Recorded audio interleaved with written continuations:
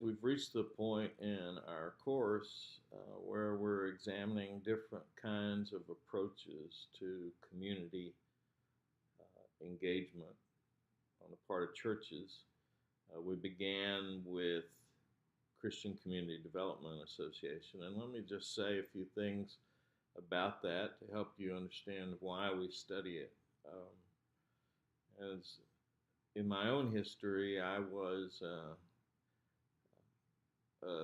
developing theories for theological understanding of church and state as a grad student and as a young professor. And from that, I found myself with a bit of a puzzle because the traditional discussions about church and state have often been primarily from the point of view of legal jurisprudence or trying to interpret the Constitution and various laws that have influenced how the church and the state are understood, particularly in the U.S. For me, the puzzle is not so much what's the state's duty for deciding what the church is and isn't allowed to do, but instead, what is God's calling to the church, and how should we relate as God's people to any kind of ruling power, whether it's called a state or an empire or a monarchy or whatever, a city, a community, whatever it might be called. What is the relationship of the church toward those structures of social interaction which exist alongside the church? And so we'll have some discussion of the theological history of Christian views on church and state later. But at this point, I'm just describing to you this sort of particular problem of trying to understand it as a theological issue.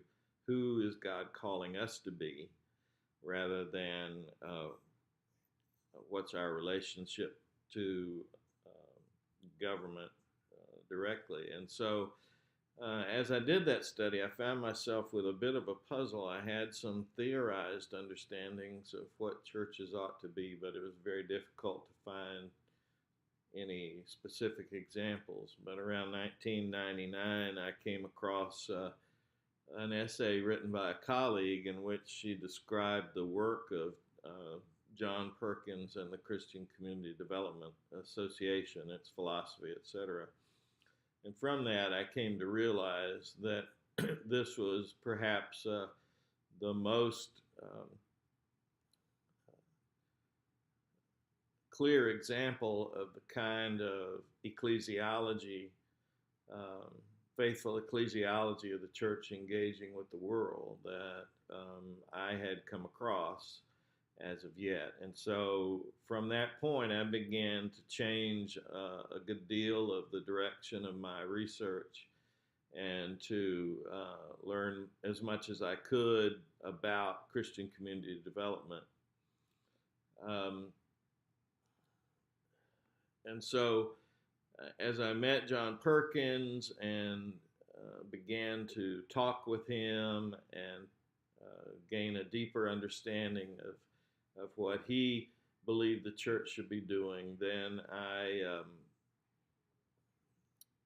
began to write and study more and more. I did a year of research in which I traveled around the country and visited many of the different churches involved with Christian community development, as well as churches using other models of ministry and other kinds of organizations that model ministry to the communities. And in the midst of that, also began to develop a clear focus around the church in its engagement with the issues of racial division. So that's some of my personal history. We took students 3 different summers down to Jackson, Mississippi to participate in class work and conference work with John Perkins and others who were present for those events, and it was it was a very valuable opportunity for those students who were able to go.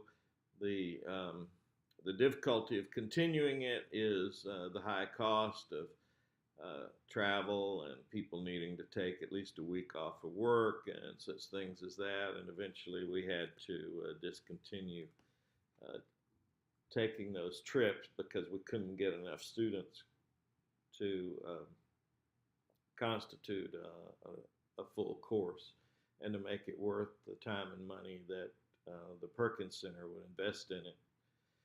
Um, We've had opportunities for various leaders from Christian Community Development Association to be here and speak at times. And so um, I encourage you to delve deeply into these 8 principles of Christian community development as you have already had opportunity to think about and write about those, and consider in what ways that should shape what kind of minister that you become.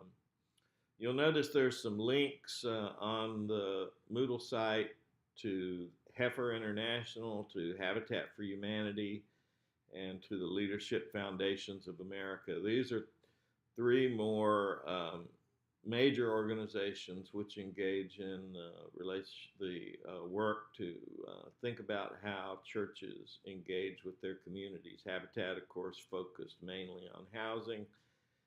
Heifer focused mainly on economic development and community building, and then Leadership Foundations on training leaders to be servants to their communities.